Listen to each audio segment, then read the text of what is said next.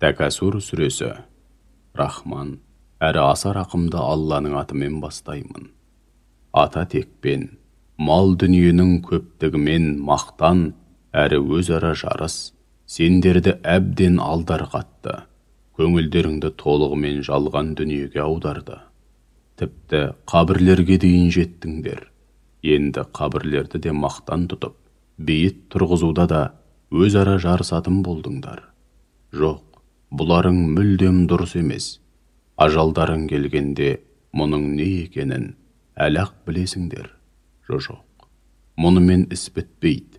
Өлгеннен соң қайта тіріліп, қабірлеріңнен шығарыласыңдар. Міне сонда бұл қылықтарыңның қандай жаман екенін білетін боласыңдар.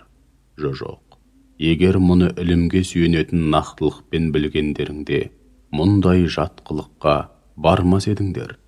Алайда мұндай жат қылықтарыңды қоймасаңдар, шүбәсіз жалын атқан жаһаннамды көресіңдер.